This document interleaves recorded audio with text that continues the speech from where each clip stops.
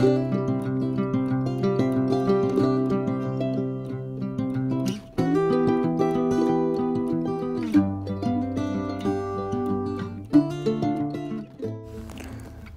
ইন্দ্রাণী, আমার এই ব্লগ চ্যানেলে তোমাদের সবাইকে স্বাগত।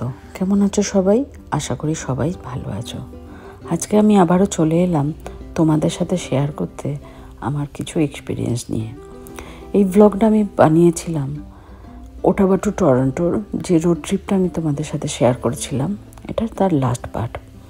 তো এটাতে আমি রোড নিয়েও কিছু বলবো না বা কোনো ট্রিপ নিয়েও অত কিছু বলবো না। এখানে আমি অল্প বিস্তর যেটা বলতে এসেছি সেটা হচ্ছে ট্রাক নিয়ে।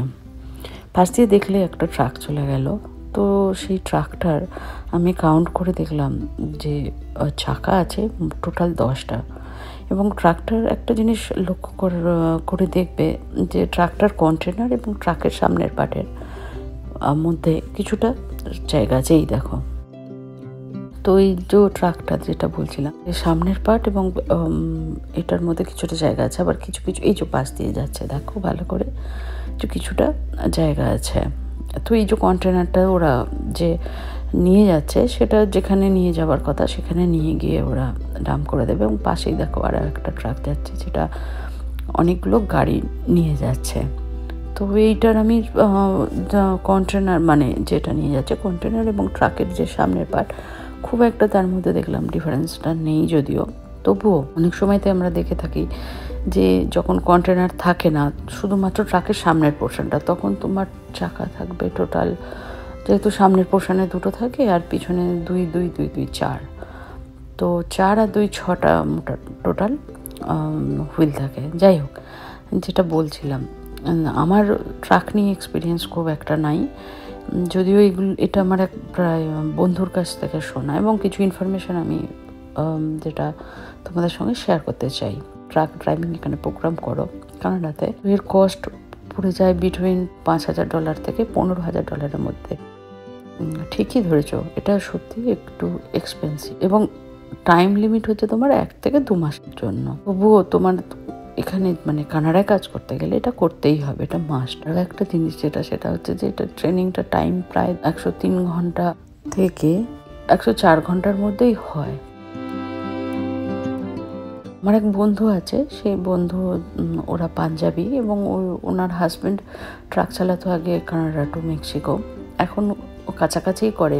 কানাডা টু মেক্সিকোতে যে বন্ধু যেত, তখন আমি জানতে চাইতাম যে এক্সপিরিয়েন্স কেমন বা কী হয় না হয়। তো বললো যে ওগুলো তো লং হল ট্রাক ড্রাইভার ছিলেন, ওনাদের যে টাকাটা পান সেটা একটু বেশিই পেতেন। তবে একটা জিনিস হচ্ছে, সেটা হচ্ছে যে ট্রাক যদি তোমার নিজস্ব হয় তো টাকাটা কোম্পানি পে করে তুমি পুরোটাই পেয়ে যাবে। কিন্তু ট্রাক যদি তোমার নিজস্ব না হয়, যদি তুমি অন্য কোনো কোম্পানির থ্রু ট্রাক চালাও, তাহলে ওনারা যা তোমাকে স্যালারি দেবেন সেটাই। তবে পার আওয়ার তোমার ওই $25 থেকে $30 মধ্যে হয়। তো এটা বিভিন্ন কোম্পানি অনুযায়ী এটা ওঠানামা করে। তো যে কোনো ধরো পার ইয়ার যদি তোমার $25 থেকে শুরু করে, তো পার ইয়ার তোমার ওই $50,000 কাছে ইয়ারলি হয়ে যায়। আবার যারা একটু এক্সপিরিয়েন্সড হয় তাদের প্রায় ধরো $62,000 মতন হয়ে যায়। তো হাজব্যান্ড যে এইভাবে যাতায়াত করে বা করে, তো ঘুমায় কোথায় বা খাবার কি খায়, তো বলেছিল যে ট্রাকের ভিতরেতে, যেগুলো খুব দূরে দূরে ট্রাক যায়, তো সেই সমস্ত ট্রাকের ভিতরেতে স্লিপিং বাঙ্ক থাকে। এবং যেহেতু ওই বন্ধুটির বর এবং ও আরেকটি ওর বন্ধুর সাথে যেত, তো সেক্ষেত্রে ওদের ওখানে স্লিপিং বাঙ্ক যে ছিল, বললো 2টো ছিল এবং একটা ছোট মিনি ফ্রিজ থাকে এবং তোমার ছোট মাইক্রোওয়েভ থাকে এবং হিট এবং এসির ব্যবস্থা তো থাকবেই। আমরা 401-এতে উঠে গিয়েছি। এতক্ষণ আমরা হাইওয়ে 7 দিয়ে যাচ্ছিলাম, এখন আমরা 401 যে হাইওয়ে সেটা দিয়ে যাচ্ছি। বাইরের আকাশটা দেখেছো? ঘড়িতে তখন বাজে অলমোস্ট 7:45 মতো, কিন্তু বাইরেটা কি দেখে বোঝার উপায় আছে? দেখতেই পাচ্ছ কেন বলছি। ট্রাক নিয়ে আজকে আমার যে এক্সপিরিয়েন্সটা তোমাদের সাথে শেয়ার করলাম সেটা খুবই অল্প, আমি জানি তোমরা যারা দেখছো তাদের হয়তো অনেকেই অনেক কিছু ট্রাক সম্পর্কে জানো, কমেন্টে আমাকে জানিও অবশ্যই। এবং আরও একটা জিনিস তোমাদের, যেটা বারবার আমি বলেছি, আবারও বলছি, যে বেল আইকনটা অবশ্যই প্রেস করে দেবে, যাতে যখনই আমি কোনো ভিডিও দিই নতুন, তাহলে তোমাদের ইনস্ট্যান্ট নোটিফিকেশানে চলে আসবে এবং তোমরা একটাও মিস করবে না।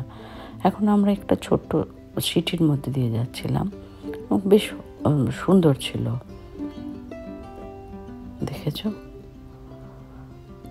আমি একটু স্পিড আপে করে রেখেছি, কারণ আস্তে আস্তে তো তখন ওখানে স্পিড লিমিটটা এত ছিল না, 60 মতন ছিল। তো যেটা আমি করেছি একটু তাড়াতাড়ি করেছি, কারণ তোমাদের যাতে না বোর ফিল করো। যাই হোক, যদি এই ভিডিওটা ভালো লেগে থাকে তাহলে অবশ্যই লাইক, শেয়ার, সাবস্ক্রাইব করতে ভুলো না কিন্তু। আবারও আমার দেখা হবে তোমাদের সঙ্গে আরও একটা নতুন ব্লগে। ভালো থেকো, সুস্থ থেকো। আর আমার এই ব্লগ চ্যানেলটা এতক্ষণ দেখার জন্য তোমাদের সবাইকে অনেক অনেক ধন্যবাদ। আজকের মতো আসি, দেখা হবে আরও একটা নতুন